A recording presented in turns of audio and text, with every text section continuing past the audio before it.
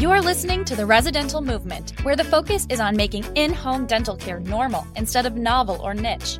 I'm your host, Dr. Ashley Robinson, a house call dentist with a lot of passion for reaching patients who are best served in their home or residence.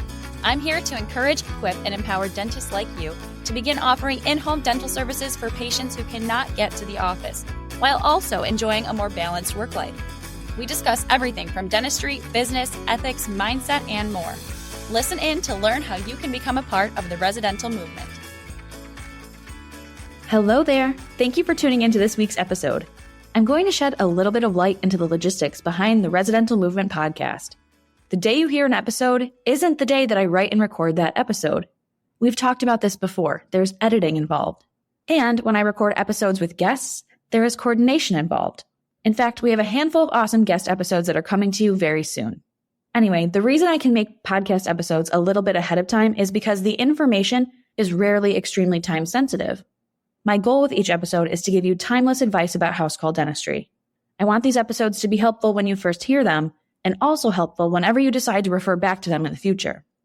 You're probably wondering why I'm boring you with the podcast production details here, but it's because today's episode is a bit of an exception to this timeless advice rule, at least for me. You may actually find this episode to be more valuable later on than you do right now. But for me, I need to record and share this episode with you right now, because if you're listening to this episode the day it goes live, you're listening to it on my due date. Yep, I'm due with my first kiddo in just a few days, and I want to share some perspective about being a pregnant house call dentist. I wanted to get this to you as late as possible into my pregnancy, and I realize if I don't share this right now, you'd end up getting an episode about pregnancy from someone who isn't pregnant, and that just doesn't seem right to me. Before we go on, I want to preface everything I'm about to share by saying that I have had a very unremarkable pregnancy. Everything has been healthy and smooth sailing and boring, just the way we want it to go. This is very lucky and not every pregnant person's experience. I acknowledge that. Obviously, if you experience complications during pregnancy like preeclampsia or placenta previa, your experience is going to be different. All I can do today is tell you, hey, if you'd like to be a house call dentist and you're early in your pregnancy, or you're looking to become pregnant in the future, here was how working as a pregnant house call dentist went for me, and that's all that I'll be sharing today. So first, I want to talk about scheduling considerations. Early in my career, I saw pregnant dentists work right up until the bitter end. Luckily, the same has been true for me. Working up until delivery was the expectation of myself going into pregnancy, and that's essentially what I've been able to do. Now, don't get me wrong, some points in my pregnancy were particularly tiring or draining. And during these times, I listened to my body and just gave myself longer appointments and scheduled fewer appointments every day. I never wanted to push myself to the point of burnout because I knew that wouldn't be good for me or the baby. I definitely took advantage of house call dentistry's flexibility and only scheduled as many appointments as I wanted to schedule. Plus, I never had to worry about missing one of many doctor's appointments because, again, I make my own schedule. If you'd like to learn more about scheduling options as a house call dentist, pick up my free guide called A Day in the Life of a House Call Dentist at residentialmovement.com/adayinthelife. Okay, so I already mentioned to you that I am due on a Wednesday, so I did decide not to schedule patients for Monday or Tuesday of that week just to avoid having to cancel on patients if a baby comes early. That being said, I told my assistant to call me if something urgent pops up because even after my due date, if I haven't delivered, I still feel capable of offering house calls. This surprises people for one major reason. Physicality, which is the next major consideration I want to discuss with you. We all know that dentistry can be tough on the body. Even chairside dentists can develop neck and back problems. Ergonomic considerations are even more important for house call dentists because our patients at home are often in their bed or a wheelchair. And these chairs don't lower, raise, or tip like chairs in a brick and mortar office. If you're in the home and somebody needs to change position during a dental procedure, it's going to be you. You're going to do a lot of awkward bending as a house call dentist, and that's the plain truth. So you can imagine the physical challenges you'd face with all of the awkward bending as a person with a really big pregnant belly. Again, this is a reason you may schedule fewer appointments each day. Or this is something you can anticipate and make sure to exercise and prepare for. Your choice. Check out episode 6 for more information on ergonomic considerations for house call dentists. Beyond ergonomics, family members of mine and patients were concerned about the physical toll of me transporting and carrying around my dental equipment in and out of people's homes. For one thing, my heavy equipment rolls, so if I ever have to lift it, it's a very brief lift.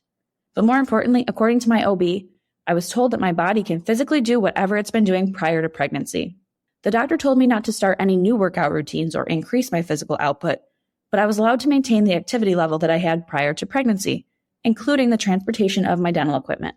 Of course, the doctor would have told me to stop if I had gotten hurt or if complications developed, but in my case, I've been able to lift everything right up until the end. Some of you may decide to bring an assistant along to help transport or carry things.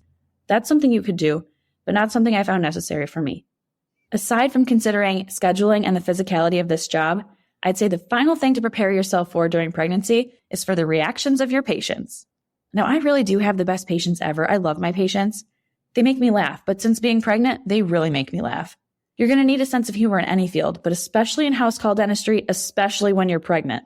When I was about 5 or 6 months along, I visited a new patient, an older woman in her 80s. She can't walk, but she's sharp as a tack. She looked me up and down when I first visited her and told me, "Honey, you'd be so pretty if you just stopped drinking beer on the weekends." She was pointing at what she thought was my beer gut.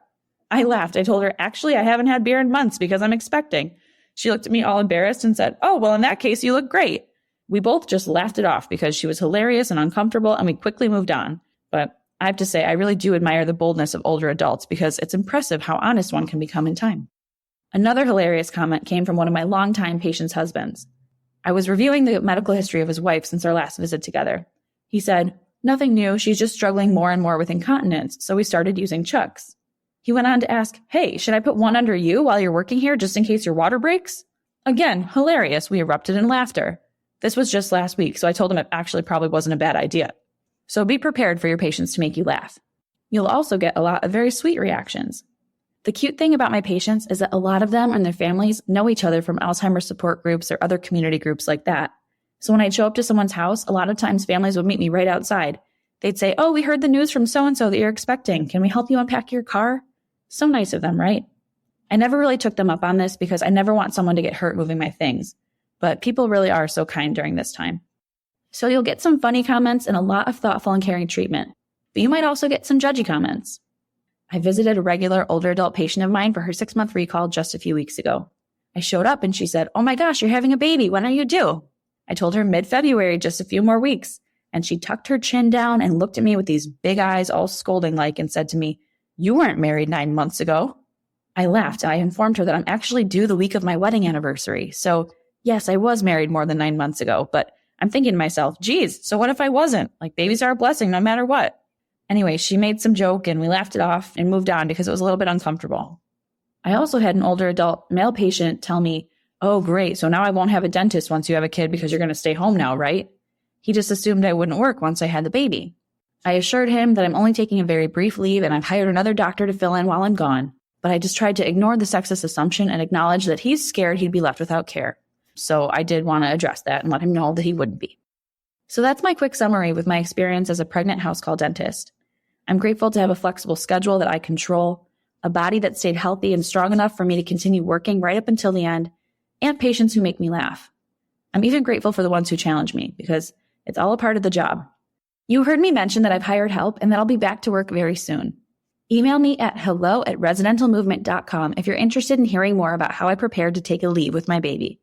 I'm just wondering if that's something you'd even be interested in learning about or not. Finally, enrollment for Dental House Call Practice Academy is happening later on this month. Dental House Call Practice Academy, or DHCPA, is the online course I teach that guides you step by step through building your dental house call practice. Visit residentialmovement.com/DHCPA to join the waitlist and be the first to be notified when enrollment is open. Thanks for tuning into this week's episode. Thanks also for considering house call dentistry as a career. I appreciate you. That's a wrap on this episode of The Residential Movement.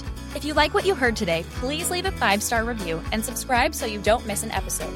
If you know someone who could benefit from this information, please share this with them. All of these actions help fuel the residential movement. Visit residentialmovement.com for show notes and for access to any links referenced in this episode. Thanks again for listening, Doc. Keep up the good work.